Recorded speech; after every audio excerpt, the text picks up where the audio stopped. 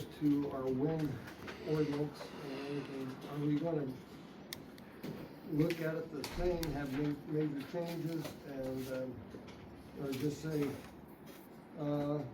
basically, no to solar and battery county? I guess my question is, so, Saying, I'm not sure I quite follow exactly what you're asking. well, I'm saying our wind, when we have things that are so restrictive that we're saying no to wind. Are we gonna say the same thing to solar and battery? Well, I think from the definitions that we use, we should have our ordinances in line. I don't know, we're saying no, we're just saying we have pretty tight constraints around the ordinances in order for a siting application. Okay, with the sighting, when we're talking about sighting, we have major setbacks because of the height of the wind towers, or those towers. Are you saying you need the same thing for solar? Probably not the same setbacks. I don't think that those fall in line with the same setbacks from a distance perspective. But I think when we talked to Joe the other day, he had some suggestions, and I think that falls in line with everything I've talked to other counties about. 300 feet, and 50 feet off the right of way, and another 100 feet. So I think I sent you guys a note that I followed up with the 3 people that I told you I would follow up with, and pretty sure, looking at what Bruce Hudson gave me for what they're doing in Leviza and Muscatine County, it falls in line from a setback perspective. What we're proposing falls in line with what everybody else has done for the most part, and that falls in line with what Sarah Voter has done as well.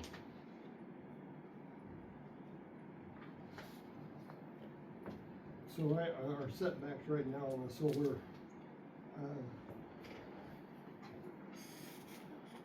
you're saying, Steve, there's not too much that we would need to change on that?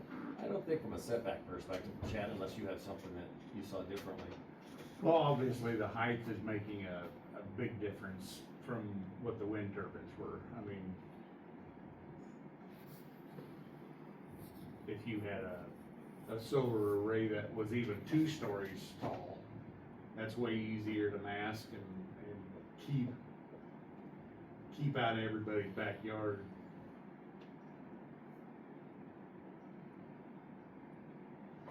I think one thing that to what Chad just said there, one thing I did look at was the comprehensive plan for back in 2017 when it was last done, or 2019, whatever it was. Yeah, and one of the things that it was kind of interesting, I would have said is that any commercial, we define 6 different areas when we talk about ag, rural, commercial, general, industrial, park, natural resources, and all of those. One thing that general comprehensive plan said is that anytime we have a commercial development, it needs to be within the incorporated areas of the county, and as best we can, in order to protect and preserve our farmland and those CSR values over 65. So, and that was put together, as I said, back in 2017, and all the supervisors had signed off on it at that point in time. The other thing I talked about was, and I thought it was pretty interesting, going back to, and this is from the Cerro Gordo report, talking about carbon footprint. One of the things that they talked about in that report is that when we do away with all the corn ground that we see, and we put that into either wind or solar, it increases the carbon footprint. Corn reduces the carbon footprint because we're sequestering carbon into the soil. So, from a perspective of being an alternative energy, yeah, but is it good for the environment? And that's not necessarily true. So it just kind of comes back to us being able to utilize our ag land for the purposes that we've already defined within our comprehensive plan. Does that make sense? Mm-hmm.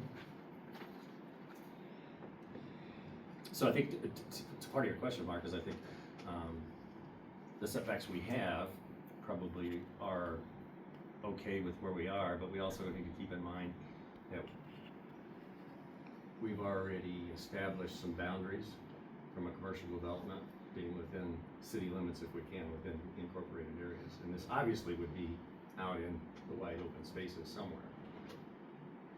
So it goes against what we've already talked about. So if you take what we already have in our solar one, and all those setbacks, you really don't have any change that you need to make on that.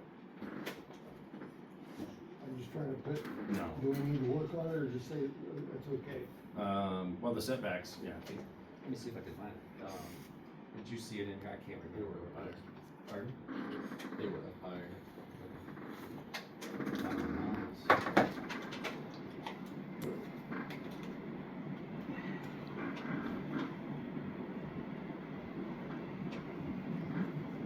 That's the only piece that says setback Yeah. down there. Yeah. Towards the bottom, right. That's just the definition. Yeah, these are all It definitions. was down below, a little bit, we're going too fast. Down below this. I can't remember what that was, I kind of went too fast. Well, those were definitions. It had height and everything in it.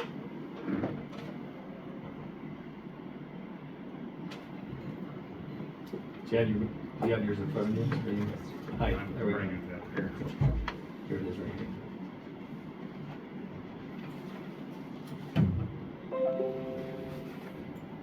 Okay, there's what we have. Setbacks. Height, not more than 15 feet. Setbacks, front yards, 50 feet from the edge of the right of way. Outside of the perimeter of a CSUS project area, 100 feet from a residence that is not parked. So I think 300 feet from a residence that's not part of a project. I mean, it's 15 feet, is that too restrictive for a full-size array? I mean, is that too low for a full-size array I don't know. to allow for tilt, you know, the following of the sun? I don't know how that all works. You know, if it were at full tilt, It might be. I don't, Higher than 15 feet. yeah. It might come right about 15 feet. I see what you're saying though. You know, if the panel was laying flat and, you know, the sun was over here and they got it at full tilt, would 15 feet be adequate height to allow that to the ground? yeah, I think there's a definition difference here. What we're talking about is a solar array that tracks the sun, what you're talking about, but most of the solar panels that we're seeing put in are stationary. Stationary. They're on 4 legs, concreted in about 4 feet deep. You know, anything that you see up by hills in that area, or if you go down by Denmark in that area, those are all stationary. They are, The okay. ones the hills tilt. Some of them do, not They all do. of them. They follow This- the sun, don't they? This way. Yeah, they tilt. They tilt from east to west. Yeah. They don't tilt Up and down, right? north-south. But the ones on 4 legs, They're there. they're pretty solid and stationary. So the So the question ones is, that we hills need to do find out tilt. if 15 feet is too restricted. I don't have any resource on that. Maybe Chad does with that jack guy that you talked about. I can, Bring that one out. yeah. Other than that, we shouldn't have any problems then, we're saying with the setbacks. Okay. I don't see anything significant there.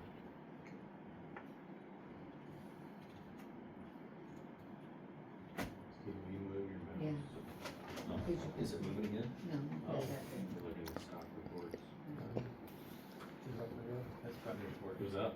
It's up quite a bit. doing?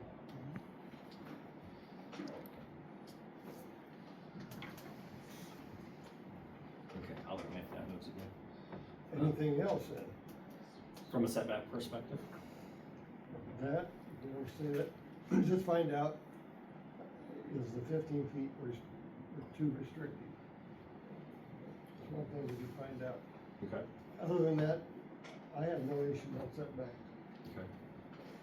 Do you know like what area space like one panel takes up? We don't, because they're all different. Yeah, I think they're variable depending on the Yeah. output. Think about the biggest one and setback at that biggest one they would put in the field. I don't know. Well, it'd be from the edge, so the farthest edge to whatever it is on the property line or the residence. So you should have the same distance, just a matter of what the size is on the solar panel. Well, I was referring to the one setback that refers to how big the the tilt can be. Oh. You don't want one 30 foot in the air on a tilt, you know? That'd be rather large. Yeah, we'll have to find out. Just things to consider. On the Good point. fencing and the screening, I'm, call it what you want, the screen fence, the vision, you know, obstruction of a fence on that. Joe had said there one time he thought there was legislation being done. I think he's corrected that and said there hasn't been any legislation done on that. Yeah, I don't know, I didn't hear back from him on that, but I would find that pretty I mean, hard to they, believe that we can. I mean, you have to screen a landfill, you have to screen you know, other things, junkyards, everything else has screening, fencing, screening requirements. Are you considering the one like around the Waco school? Well, I'm thinking something like that as a visual obstruction to just a glaring, I mean, I have a hard time believe that if I drive by on a road and there's not a solar array out there at some angle, will there be reflection back into the driver towards the highway? Yeah, I haven't been around the solar arrays. Yeah, I asked, I know. Bruce Hudson that specific question on my follow-up with him. He talked about that very specifically. The new technologies out there does not really have any major concerns with reflection off the panels or the framing. But what they do see is a problem towards evenings, because they have red and green lights on the bottom of every one of those solar arrays. And so they have to shield those so that people don't see those, and they see those red and green lights in the distance and get confused by them. So all of those, because the red obviously means there's a problem and it's stopped, and the green means go. So they shield all of those lights on the bottom side of the panels to make sure that those are not visible. And then, to your point, the fence should help hide that as well. And then you say with the modern technology, I mean, we know that wind energy had programs in place to use old stock technology in places. Is there anything to say that solar has to use the latest, greatest technology, or can they use old stock in that where that reflective assurance wouldn't be there? Yeah, I don't know the answer to that one.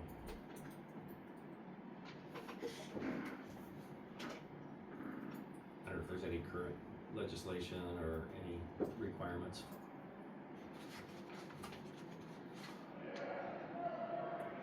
On that vein, Chad, you talk about old stock, and I know from where it can improve, but the old stock is also hard to decommission and get rid of as far as landfills.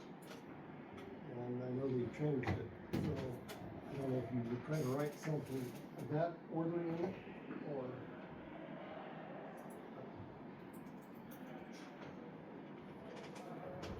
I'm still on the learning curve on this. Yeah, solar is not something, I did download an e-letter from a utility, I think it was Saturday. It was a fairly lengthy, informative about solar arrays and things like that, so.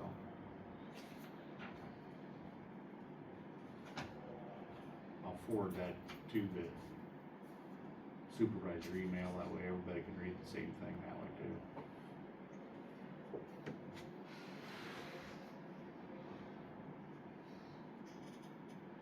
Okay. What else did you learn then, Steve? A lot, actually, from talking with Access Energy and Russ, and then also from our CS folks as well. So we've talked about it a little bit, but there is a definition between residential and commercial systems, and that's 100 kilowatts per hour. So that makes a difference. Also, looking at where we're at, we had some conversation in our group the other day. People said, no, you could just send your extra voltage and electricity back to the grid. You can't do that. If I own a solar array out there and it's a commercial or even a private, you still have to go not to Access Energy or to Alliant, but you have to go to the provider, like Northeast Missouri, where Access actually buys their energy from, and sign an agreement with them to make sure that you can get that back to the grid and get your rebate. And that's at a wholesale rate too. And that rebate's 8.5 cents per kilowatt hour.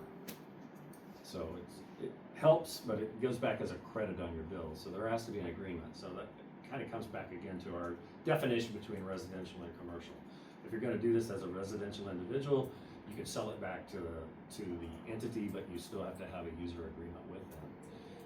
Also, there are only 2 businesses in Henry County, right, Steve, that have solar arrays right now. One is that Promathera out here by Palmafera. Helitator, where they do the hedge balls.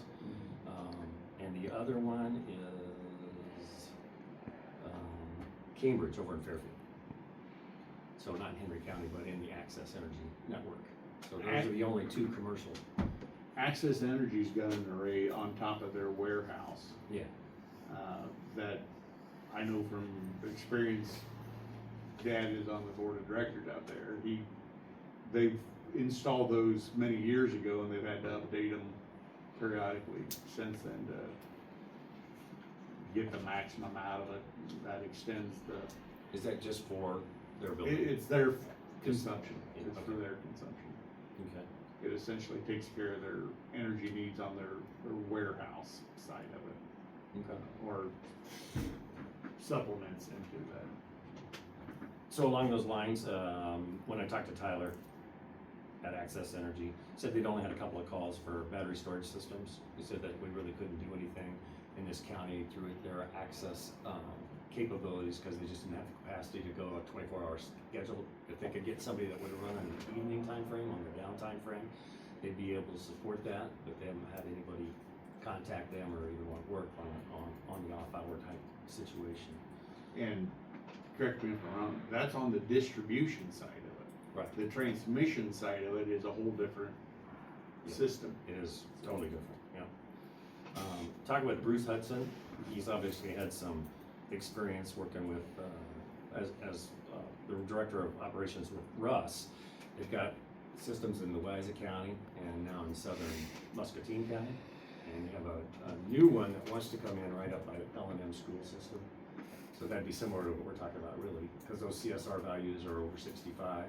So it's gonna be a really hard push for anybody to come in there and try to validate some type of a commercial entity over what they have in their current comprehensive plan as well, because their comprehensive plan reads at 65. And that also goes back to, obviously, the CSR values, but it goes back to the LISA evaluations as well. So it would be a really hard push, I think, for what he's talking about and what people are wanting to do up there. Excuse me. The 2 companies they have are called Orion and Clenera.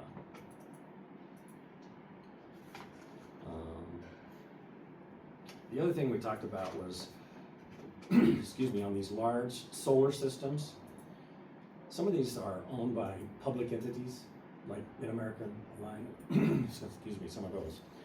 And those are public entities, and so as a public entity, the Iowa Utilities Board governs those. So that's a whole different set of rules once you get to the Iowa Utilities Board. And then the transmission line that would connect them, or the connective tissue between these, I think would fit the category for a transmission line, which automatically falls into the Iowa Utilities Board bailiwick of control. Yeah, the whole thing, once it falls into a public utility or a public entity, then it falls under the Iowa Utilities Board. And it's governed by the Iowa Utilities Board, so it's a whole different set of restrictions and requirements.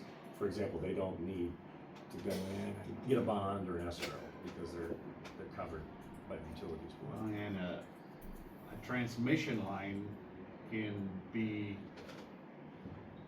eminent domain, Yes, it can. can be enacted for transmission lines as well. Yeah, and we've seen that around here recently with ITC and the expansion of the lines, even catch and switch, you know, they did tell us that they do have the power of eminent domain, they'd rather not use it, but they do have that capability. Have has anybody heard the companies that are interested in locally here, in Enter County? Is that the same as this Orion? Do you know their names? Have they reached out to visit with any of us? Yeah, I Not, think not I anyway. Yeah, probably not you or me. I know nothing. I think it goes back, you know, we had that conversation, I think, a couple weeks ago. There were a couple of companies that had come into the county. Demeter, and the other one was like a mom and pop thing. What was the name of that? Do you remember? Out of Utah or something, like you said. Colorado. Colorado. Yeah. I can't get it to blow up, but I've got it. I can share that with you again.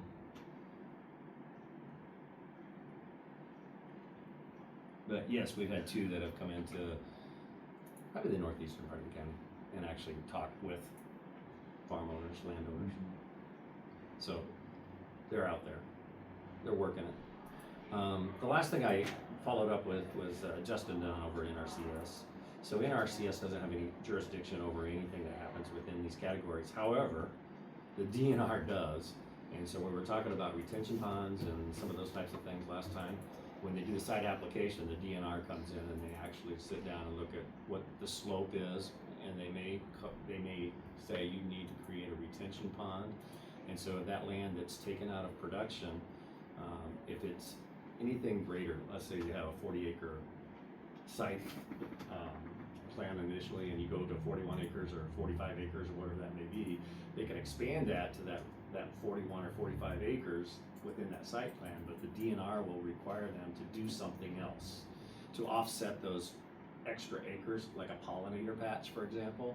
So you may have to go in and put in 5 acres of pollinator to compensate for the extra land that you took that wasn't in the site plan, the original site plan. So anything that's amended after the original site plan comes back to the DNR for the valuation, so that they can make a determination of how that's going to impact runoff and anything else that falls within their parameters, but kind of a big deal. So that, and I sent you guys a copy of that, but that's pretty much the information I got from the follow-up with those 3 different entities.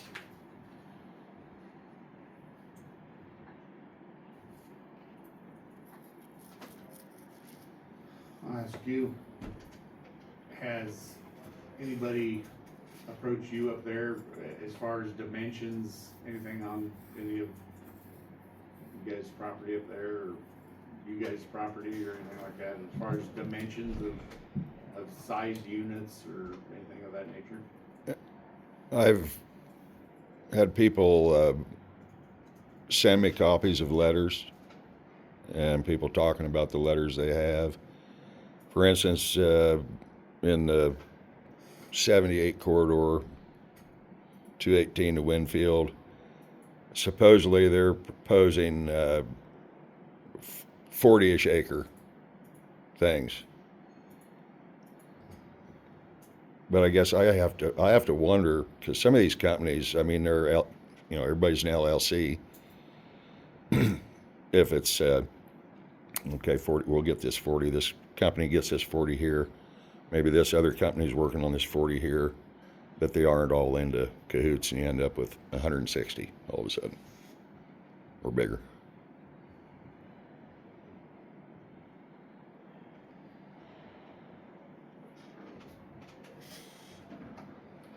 I was just looking for that name again. Can't find it. That little LLC group out of Colorado. What was it called? I've got a picture of one of them on my phone, but obviously my phone's being used for other purposes. I got it. I can see it. I just can't pull it up for it. So where do we go from here, guys? I think there are a couple of more things that, as we go down through what we're talking about here. We talked a little bit about fencing and lighting, downcast and shielded, and those are on those red and green lights. One thing we didn't talk about was noise, and Chad brought this up the last time, talking a little bit about where we are with noise. One of the things that was a concern in the Cerro Gordo report was the ambient noise levels. And noise levels, yeah, here we go. With the tracking monitors and the motors, position of the panels, and the transformers, it can range anywhere from 65 to 105 decibels. So significantly more than what we saw, especially when we talk about where we're at with that 45 decibel range. So I think that's something that we should be concerned about.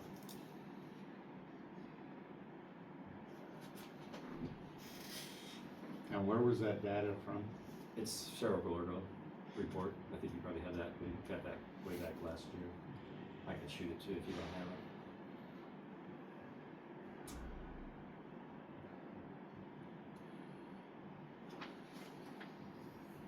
I guess I was always under the impression that solar was significantly quieter.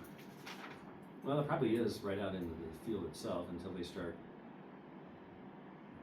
turning and changing the panels, and then as it gets to the collection stations, to the battery energy storage systems.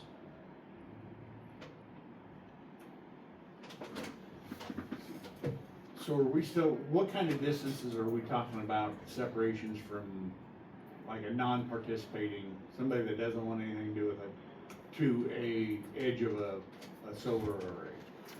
It's 300 feet, wasn't it? Did we go back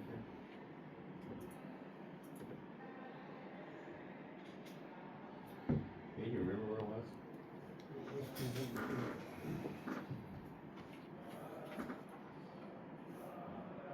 Yeah.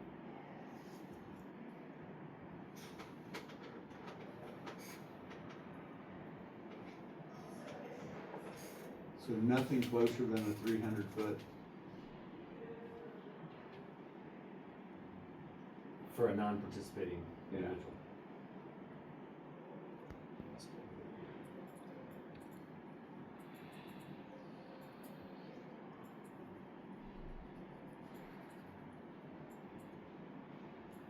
I think this is where we were talking about the site screening, a fence screening type thing.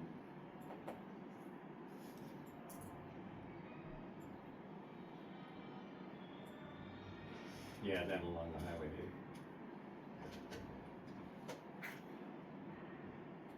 Alright, I know it was there, but we just talked about it.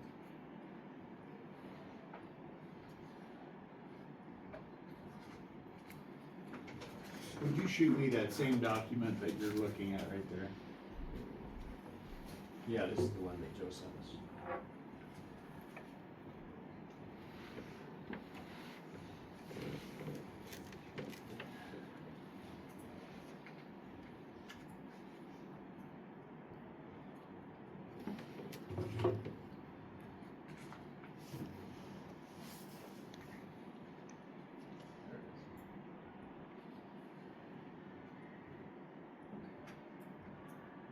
Section 3. Front yard setbacks 50 feet. Solar panels at least 300 feet from a residence that is a non-participant. And that was your question, right? Is that Yeah. 80 feet from the state right of way? Plus you have 50 feet at the right of way, so that's 130. Or minimum, I guess, no, that's not true, it's 90 feet, wasn't it, for state right of way? Because the state and the county were different. 80 for the state. 60 for the county. This is right here.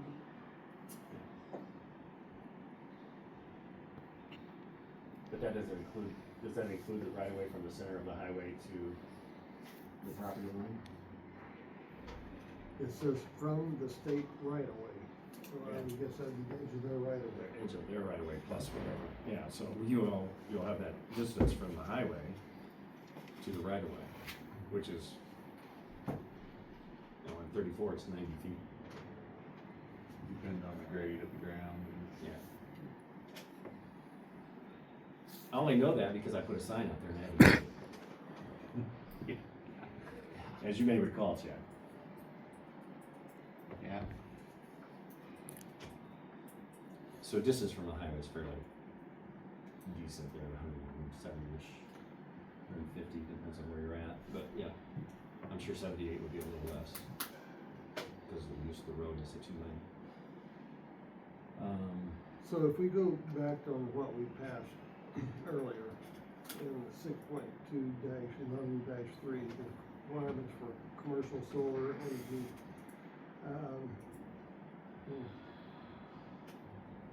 I'm reading from what I hear from you two, we have no issues with the height and the screening, fencing, lighting, noise, and all those type of things. Weed control,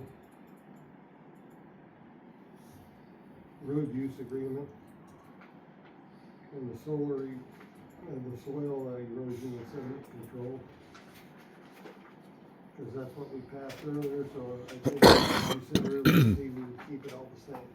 I think, from what I see, I think the only question Chad had was on the tilt. So we'll just look, that's what I wrote down, just figure out the question of the height, is 15 feet restrictive or not on the tilt. Okay. And he was gonna follow up on that with his contact. You know, I wonder if would it be wise to try to get information industry-wise or for these particular companies to see what are they looking at? I mean, what do they need to build something? That is a tracker or is it stationary or? Yeah, I don't know if we can answer that question, but I think what we can answer is what it takes to support 1 megawatt. So an industry rule of thumb requires 7 acres to support 1 megawatt of solar power. And that's again from the Cerro Gordo report. But that could be ever changing too. Could be as technology improves, sure. But that's a general rule of thumb in today's environment. This was written in 24, so I don't know if it's changed substantially at this point.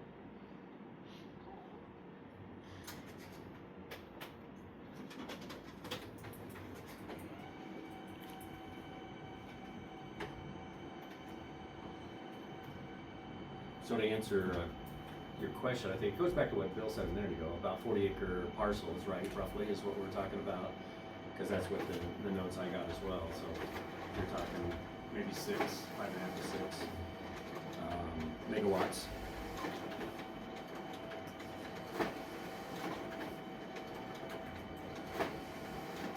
And your engineer said anything commercial is what? 100. Where's that break-even point into a homeowner into a commercial? 100. 100.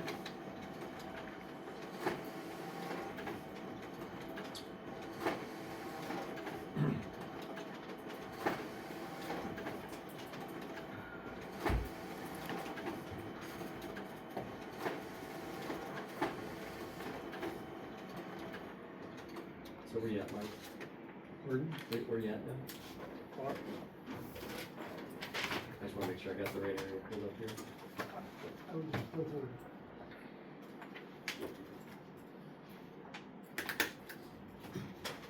I just went off what we Had already changed. already changed. And Joe has this all marked up in red as well, so the major areas that we've changed is the road use agreements.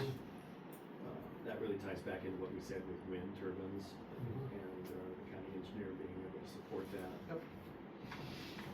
All that. Pretty consistent, and then there's some more down here, one of those, some little, I think, minor changes that we talked through as it comes to Scrivener changes probably more than anything.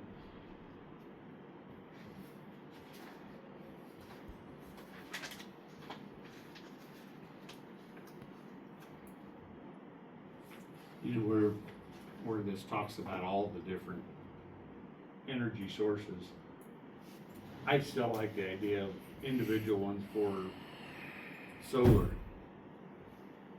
wind, battery storage. Yeah, I like an individual, this omnibus version of putting it all together. I just don't like that idea. But, I mean, if that's the general consensus, obviously, Well, I think we're in the same camp when we talk about doing those individually. I even think Joe said something about doing battery systems separately at some point. So yeah, I think you're on track.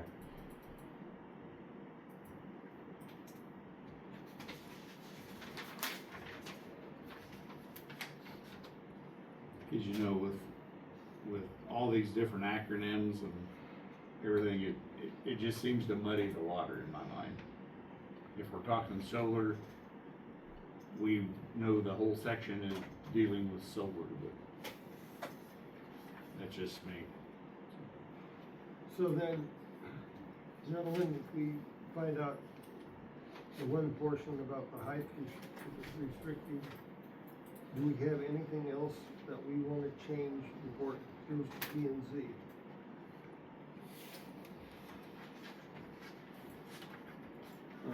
I think we need to make note on that noise thing that we talked a little bit about, just because we know that it can be higher than 45. I think there are. Well, we have it as 45 now. Yeah. No, all I'm saying is, at some point, we probably need to help the P and Z understand whether that's bringing in some experts to at least have a little discussion, so we understand it can get to 65 or 105. And that's way above our restrictions or our ordinance levels. I think those folks need a little help in understanding some of those things. If Joe could bring in like a Tyler or a Bruce Hudson or something, just to answer some general questions. Because these folks are no different than us. They'd have to research it as well to understand it. And they've all volunteered and offered to be a resource. And they were pretty outspoken about it, so I'd be more than happy to support any conversation. Do you want us to bring those people in for our own work session first? Totally up to you, you're the chairman. I'm pretty comfortable, because I've already talked to him. Yeah, you have. But if you think that would help, sure. I'm sure we could get I mean, a couple of them in. Yeah. I would like to give, P and Z what we would be comfortable with before we do anything. So I guess, yes, I would like to have them come in and Okay. talk to us sometime. Because why make them do something that we will no longer approve or whatever, change? Yeah, no, I totally support that. Obviously, I had a long conversation with them and learned a lot, so I think it would be beneficial. I'm sure there'll be some other questions. I'm sure some folks out in the audience may have a few questions. Sure. So we can all learn from that experience. So, going forward, those are our concerns versus anything else we've done. I think so at this point. Now, who do you, would you want one or both of them come in? Well, I think for sure Tyler, because he's with Access Energy and he probably has better general knowledge, but it would be really helpful, I think, in the big scheme of things, if we could get Bruce Hudson to come in as well, just because he's got some practical experience working with solar applications. So do you think they should be in conjunction with each other at the same meeting to work out? Yeah, I think so. We You just know- give a time frame. With Tyler coming in, he's not gonna wanna talk about anything other than a distribution line. Well, he'll talk a little bit, yeah, from what he had shared Because with Access me. Energy solely is a distribution type of system. Yeah, and he can answer some general questions to your point about the differences between residential and commercial, because I think there's some confusion overall and what it takes to get to that level of being able to sell it back, and then what would happen if, for example, we did get a commercial line, where would it go? And where's the energy gonna go, and would Access be interested?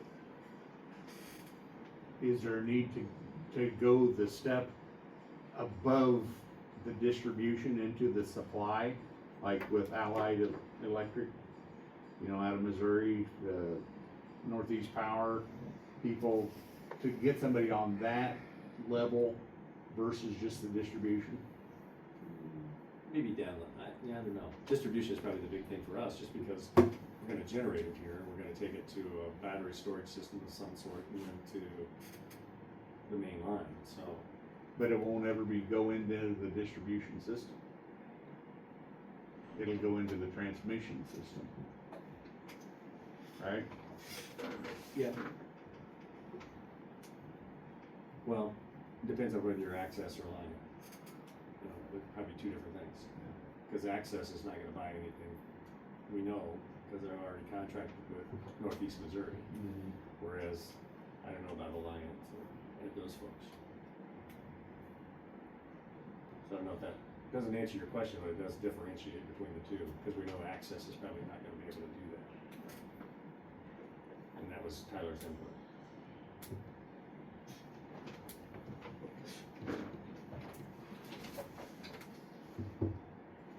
So when would you suggest we bring those folks in, see if we could have a conversation?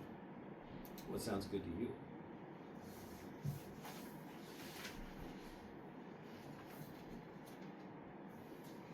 I'm available most anytime next week, or the following week I would be busy on Tuesday afternoon. But otherwise, I can work around most anything. I have a few meetings or a few appointments, but I can work around them. So the week of the 11th? I have a meeting early morning Friday, but I'll be back by 9 o'clock. Chad, what about you? That would probably work for me. What day? Yeah, we're still We're working looking on at thinking about the 15th. so is that what you're thinking about? You asked what's available, and that's it.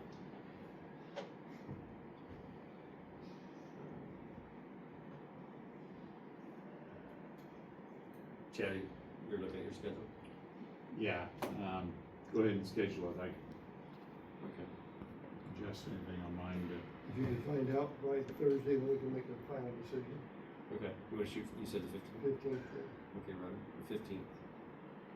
What time do you wanna try for? What time's your appointment? I'll be back from my meeting around 9 o'clock. I'll be available at 9 o'clock. 9 a.m.? Okay, Robin, we'll shoot for 9 a.m. on the 15th, and I'll contact these two guys and see if they're available. And I'll let you know by Thursday. Okay.